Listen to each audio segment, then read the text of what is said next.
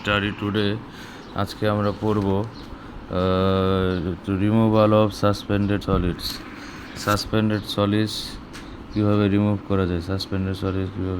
করা যায়, micro screen বা মাইক্রো স্ট্রেনিংয়ের মাধ্যমে। Micro screening is a rotatory drum. একটা মাইক্রো স্ক্রিন একটা rotatory drum that revolving on a horizontal axis. একটা হরিজন্টাল এক্সিসের উপরে কভার্ড হয়ে থাকে উইথ স্টিলের মাধ্যমে এটা হচ্ছে কভার হয়ে থাকে। Rotatory drum revolving on a horizontal এক্সিসে রিভলভিং হয়ে থাকে, কভার্ড উইথ স্টিলের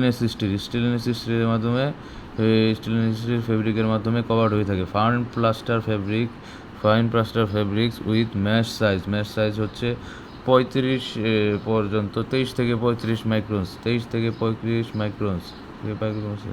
মাইক্রো স্ট্রেনিং অথবা মাইক্রো স্ক্রিনিং।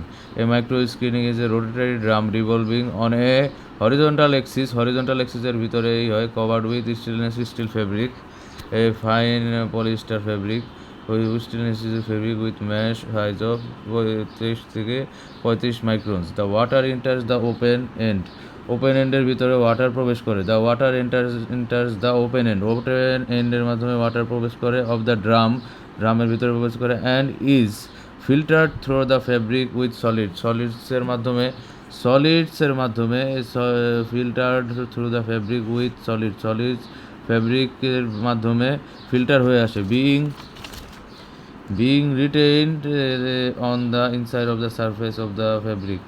ফিল্টার হয় কিছু ফেব্রিকের মাধ্যমে, এই যে সলিডগুলা ফিল্টার হয়, বিং রিটেইনড আবার রয়ে যায়, কিছু রয়ে যায়, on the inside of the surface of the ফেব্রিকের ভিতরে কিছু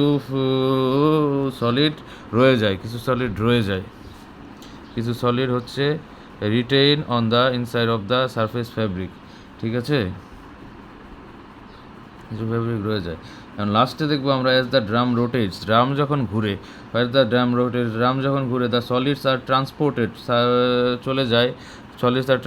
সলিডগুলো চলে যায়, অ্যান্ড কন্টিনিউয়াসলি রিমুভ হয়ে যায় at the top of the drum by ব্যাকওয়াশিংয়ের মাধ্যমে এটা রিমুভ হয়ে যায় at the top of the drum.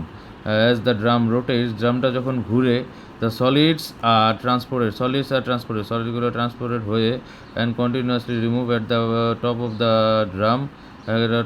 Drum ড্রপের উপরে এসে ব্যাকওয়াশিং হয়ে এগুলো বের হয়ে যায়।